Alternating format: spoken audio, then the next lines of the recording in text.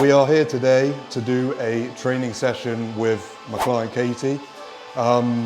We have been training together just over a year, and it's monumental like how far we've come just through like sorting out training, food, and consistency. Because before, Katie was sort of doing things that were not really making any sense towards a goal of like putting on muscle. It was sort of not really putting an emphasis on pushing food. It was doing like high rep sort of circuit training stuff, and it wasn't really moving her forward at all. So obviously she came to me. I've got the knowledge base to do that, and that's what we've done over the last year, which you'll see like in the pictures. So today what we're doing is pull, hams, glute, calves. That one, yeah. There's so many days with Katie, like the split that we've just started, because she started a prep. She's going to do first timers in September, which is mad in itself anyway, because I think when we started together, you probably never would have dreamed of like doing a bodybuilding show or a prep or anything like that. And I don't think you even like would have believed like where you could take your body up until this point now. So it's just amazing like what you can achieve when you push all of those variables to the max, like when you get your food sorted and you understand about really pushing food, like eating a lot. I think people's perception of eating a lot and truly eating a lot is very different. And then obviously getting sort of efficient, effective training in place and a good training program. So since we've been together for a year, we've only gone through 3 different training programs. There's been some adaptations along the way, but initially it was a sort of top set, back off set sort of thing, just to teach Katie like how to train legit hard, like get in these sets and take them all the way. And then when she started talking to me about possible, like, oh, I might want to compete, then the emphasis shifted towards particular body parts, like obviously glutes and shoulders, like things for bikini. And that was the second sort of training program. And then the third is what we're doing now. It's actually 6 training days, 2 on, 1 off. But it's designed if Katie has a few days off work, then she could possibly hit 3 days in a row, because she's a nurse and she does night shifts. So we want to utilize those opportunities when she does have those extra days off, because the shifts are pretty long, and so that's how it's been designed. So if she's got that extra rest, then we'll jump on that opportunity. The sessions themselves are a bit shorter, but it's more frequent on the lower. So you've got like 3 lower days with emphases on each day, like one leaning more towards quads and the other 2 leaning more towards glutes and hams. And then you've got a upper day, a push day, and like back and biceps day. You wouldn't call it a pull day because there's no hip hinge on that day, because that's on the other lower day. So yeah, that's what we've been rolling for the last couple of weeks. I think that program, in line with sort of starting prep, we started the program a little bit before prep started. So obviously she can set some good numbers and get sort of accustomed to all the movements before the food starts coming down. And then her focus is, I want to hold on to those numbers and hold on to that performance, like even when food is coming down and output is coming up, obviously as we aim to reduce body fat on the way down and get her lean and ready for this show. So that is everything I think I have to talk about. So we're going to crack on and get into this session. What we're doing now, first exercise, is line hamstring curl, higher rep range, 15 to 20, more just to get some blood in there, get the muscle warm, get it fired up and activated before we hit the high stance leg press. So that's what she's doing now. I might need to spot her, so I'll get there.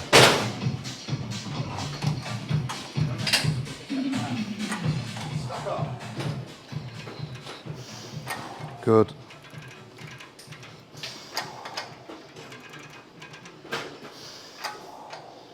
That's it, hold it in there, hold it in there. That's it.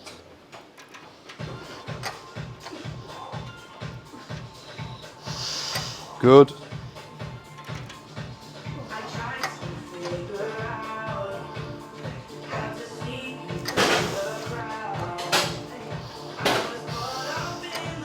Yes, come on.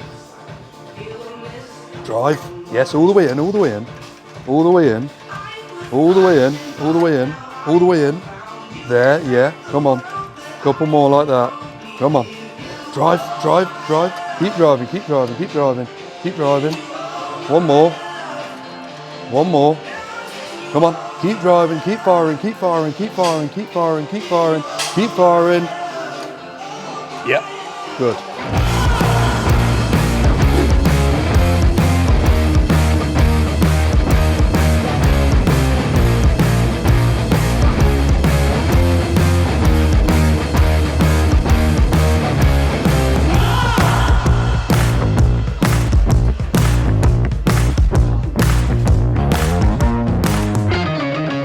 Second exercise in, we've got leg press, reverse banded. I know the reverse band like hate gang will be like tripping over this, but we've got a very light band, so the band should be relative to the strength or the weight that the person's using. So obviously Katie, like female, typically using less weight than a male. We don't need any more than a purple band, and this is just to like add confidence and take a bit of the stress in the depth of like that bottom position when the legs are all the way down, because it can be really stressful on like the hip joint and the glutes, like in a negative way. So it's not to make things easier, it's just to make the movement sort of better overall. And then this is an adjustable back pad on the leg press. So it can go all the way up, and we've actually put it one click from all the way up, which just allows her to sink deeper with the range of motion, like to bring her legs further down, so her torso isn't restricting herself. And then we're taking a high foot stance to emphasis and bias more hamstrings and glutes, because that's what this session is aimed towards. Are you ready? Quality reps, one rep at a time. Don't worry about how many you get. Good. Good. 2, 3, 4, 5's good. 6. Come on, this is going well. This is going well. 7, don't rush it. 8, yes. 9, drive. Don't scrimp on the depth. That's it. 10, yes, that's you. That's you, that's really good. Come on then. There's a couple more here. Come on. Control it, attack it, drive. Yes. All the way down. Yep, drive, drive, drive. So I've got this coiled spring analogy, and this is what you're trying to imagine that you're doing. Like, imagine a spring, like you're pressing it down, it's coiling and it's building that tension. That's what you're doing as you're sinking into a rep, like under control. You're building that tension, and the tension's still there. Like when you get into the depth of like an exercise like this, it's easy to disengage and like totally lose tension, but the spring would not do that. So you are the spring, you're coiling, you're building tension, and then mentally you fucking attack that to come out of it. No speeding up like with momentum into the bottom of the rep. Complete control and then attack with no momentum, just the musculature pushing up that weight.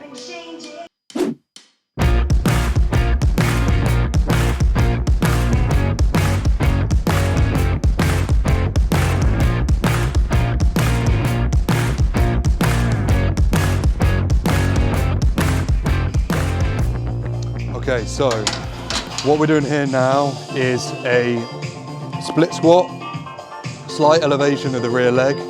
So obviously there's a lot of variations where people will do the rear leg elevated like on a bench, which is good. We ran that on the last program for a long time with a dumbbell.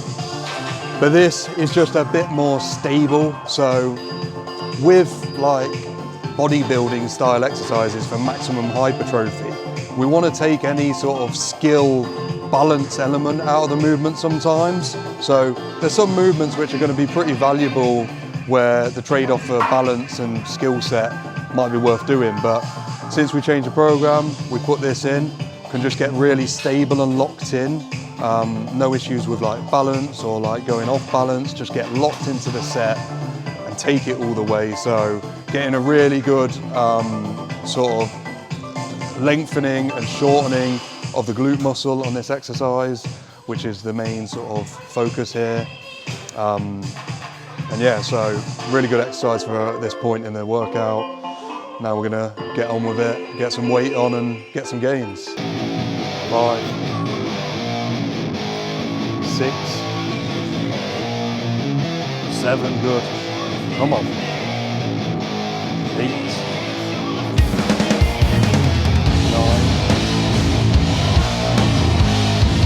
10, 11, good. Come on. 14.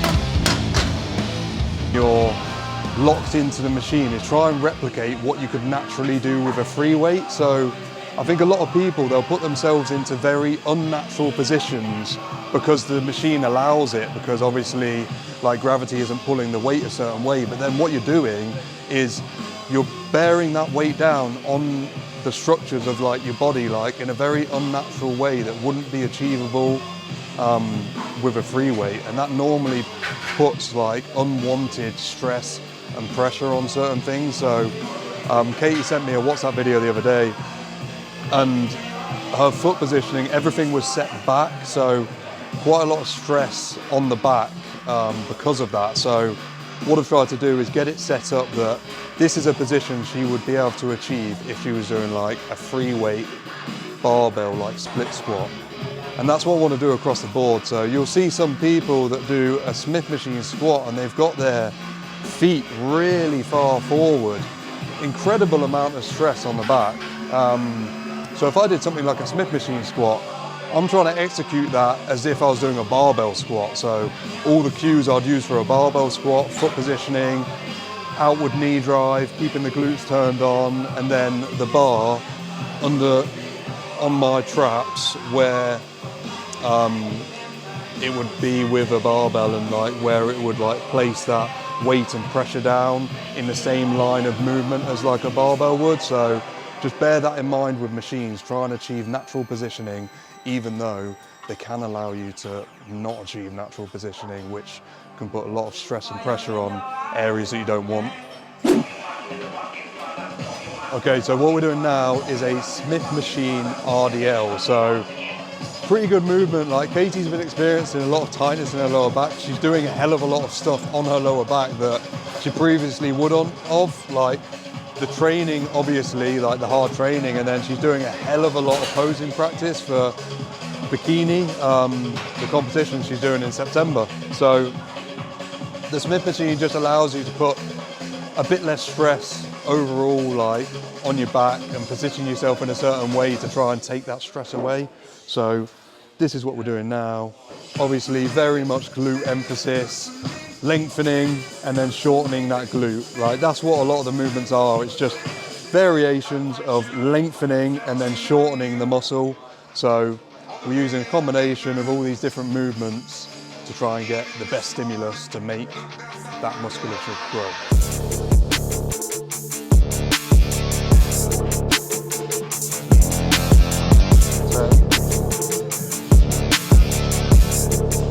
12, 13, 14, 15, good, 16, 17,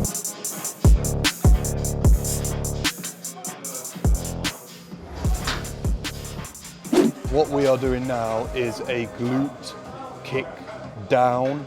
So obviously everybody knows about kickbacks. It's just another variation, just hitting the glute from a different angle to try and get a bit of a different stimulus. We will follow this with a kickback, but Katie a while ago was struggling to like load the kick back very well. So we can put a decent amount of load because you're in a stronger position kicking down with this movement. So we'll get a couple of sets on this, then we'll finish on a lighter weight with the kickbacks after the kickdown.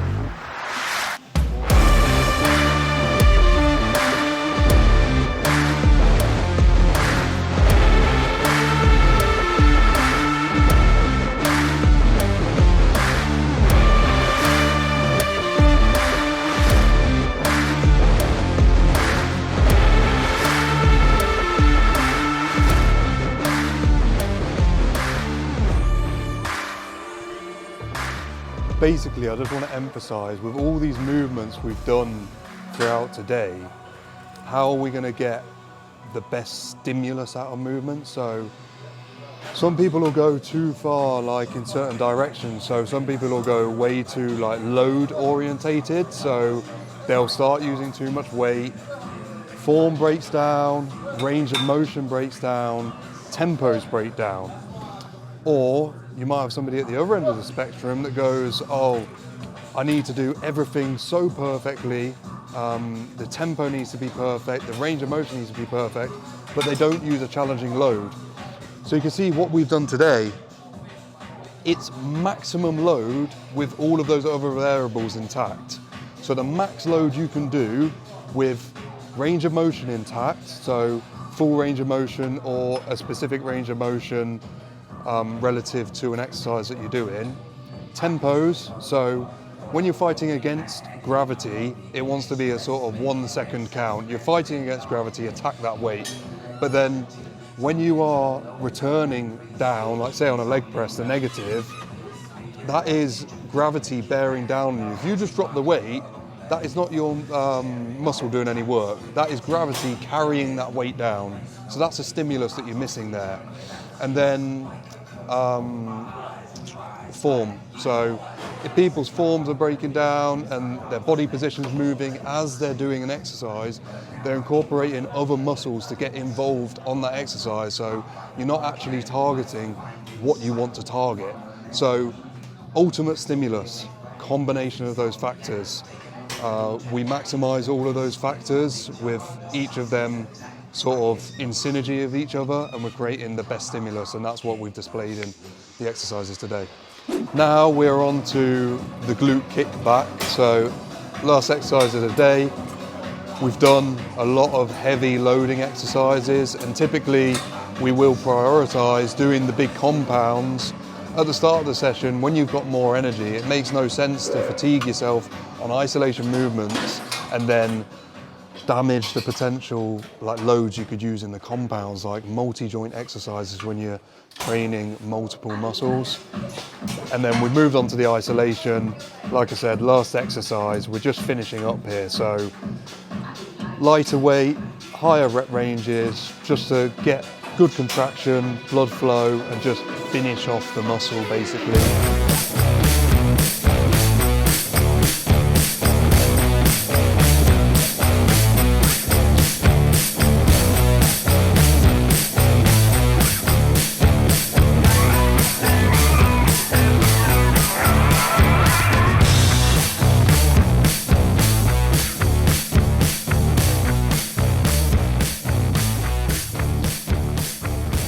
Okay, so that is the quads, glutes, hams day wrapped up. Katie is just stretching now. This is massively important because she's putting like so much volume through glutes, hams, less quads, but there is a lot of quad involvement in some of the movements she's doing. I've always like stayed on at her, like we need to stay on top of mobility for the glutes, and she has noticed like the more volume goes through it, like she just builds up so much tightness in the glutes. So if we let that tightness build up, that restriction, it's obviously going to limit performance. You possibly get to the point of injury, and it's going to limit growth. So we want to stay all over the glute tightness. So plenty of mobility in between sessions, plenty of like post-workout stretching to make sure we're just staying on top of that and keeping the body in a good place to grow as much as possible and avoid injury. So another thing that Katie does quite often is getting sports massage therapy, something she didn't really do before we started working together, but even though she's got no specific injuries or niggles when she started doing that, maintenance is incredible for obviously all the things I've just said, maintaining good performance and injury avoidance. So it's like really good that we started kind of fresh together. So I'm able to implement a lot of positive things on Katie. So she's not going wrong where typically most people go wrong. But yeah, she is stretching up. Can you talk while you stretch? Yeah, I so can multitask. Basically, so just gonna let Katie talk on like where we started together and then sort of like the journey all the way up to the point of like training a year together and deciding to compete and basically like getting fully immersed in this serious training and eating, like what it's done for her basically and how she feels about it. So so I've previously had PT experience at a different gym, but didn't really see any like changes or improvements, which, you know, I was completely clueless before I came, and obviously I put all of my expectations into a previous PT that didn't really give me the education I needed to better myself. I started training here and Ben was recommended to me, so hit him up and we made some very basic plans. I was quite underweight when we first started. Yeah, the initial thing was just like, right, I want to gain a bit of body weight, a bit of muscle. Like competing was not in the spectrum at all. It was just like basic, like let's learn how to train, let's like get a bit stronger, let's build a little bit of a physique. Yeah, so initial was just to grow anything, put on just some mass, because we joke I was a spindly gal. Yeah, she was very spindly. Like straight up, straight down, and obviously just wanted to feel a bit stronger, happier with my physique, and obviously learn all the things that I needed to learn to actually train properly and well, and tie that in with good nutrition, because I didn't really have a clue. I just kind of eat what I thought was healthy, which quite often probably wasn't. Definitely didn't eat anywhere near enough. So yeah, we had basic goals to gain, which we did, but obviously being here and training at a bodybuilding gym and Ben being a bodybuilder, little fires started to ignite with the prospect of me seeing other people doing it and typical me being like, I can definitely do that. When did that actually come about? Like at what point? I have no idea, because when did I the seed get planted? When I first started training with you, if you'd have said like, oh yeah, do you want to compete? I'd literally been like, no. You'd be like, shut up, mate. That's gross, it's not for me. Like, I could never, that's too much effort. And I don't know, I think what it is it's seeing strong women and strong people and actually like learning to appreciate what goes in to creating these physiques, because you kind of see it and you think it's easily obtainable and it's not. And I think it's after like working and obviously seeing how different I am body shape wise and just, you know, wanting the confidence to display it. Yeah. See where we're at. Yeah, sorry. But then as well, like, I think, I don't know, I don't want to put words into your mouth, but like this has been like incredibly like fulfilling for you, hasn't it? Like developing your physique. Like it's not just a vanity thing. I think a lot of people think like physique development it's a vanity thing. Like these people look in the mirror and they love themselves, but there's different parties of people. There's some people that come here and they do sort of love themselves and that's all they care about. But there's some people that are concerned with like serious progression of their physique and just feed off the whole process. So like really enjoy being structured with like food and training and the consistency of it and just watching the process unfold of like doing that day in, day out, week in, week out, month in, month out, year in, year out. So we're a year in, and just seeing like where you can take your body. It's an incredible thing. I think it gets misconstrued, like people looking at sort of bodybuilders or people that are seriously into training. And I think you're probably way more appreciative now, aren't you, of like people that are like into this, like sort of developing their physique. It is an entirely different world, and I feel like until you're in it, you don't understand like the actual graft and the passion that goes along with it. Yeah, 100%. and like the way you view your body image as well, like that's changed incredibly, hasn't it? Because I think before, when you were like pretty much underweight, you thought that was a pretty good look, didn't you? You thought like, oh, I like look good, this is cool. Yeah, yeah. Whereas now, when I look back, I think I definitely didn't love myself the way I love myself now, 100%. Because like, it might sound a bit harsh, but literally you look like a girl, like, and there's like, no curves. For some people that are like overweight, that's incredible. Like, oh, you're not fat, you can fit into clothes and stuff like that. But the thing that's like sort of attractive and nice is shape, and this is what muscle creates. People, especially women, they think they're going to touch a weight and they're going to blow up and be fucking Ronnie Coleman.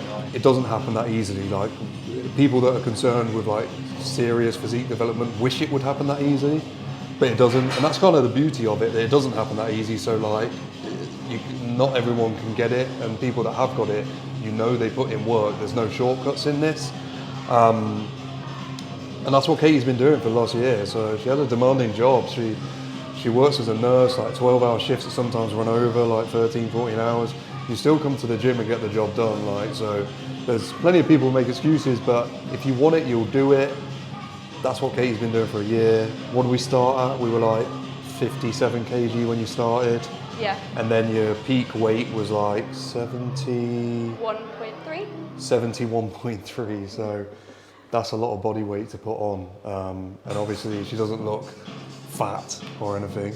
Obviously the legit muscle when you're competing, that's the question. So we'll see what she's gained legit muscle on the way down, but she has created shape, and that's what it does for a woman. Like, you're not going to get masculine and like veiny and everything building muscle. You're just going to add nice shape to your body, which has happened, and she's got a way like better view of her own body now and appreciation of it. So yeah, just it's really enjoyable for me to help somebody like this, to come along like this and kind of influence them into this world. And yeah, so you want to add anything to that? No, I think you nailed it. Yeah, nailed it. So well done. That's a session done. That's Katie, sort of how many weeks out now? 18? 18 weeks out, yeah. 18 weeks out from a competition, and just come a hell of a long way in a position where she never thought she'd be, doing things that she never thought she would. So it's crazy cool. I'm looking forward to the future and getting Katie on stage.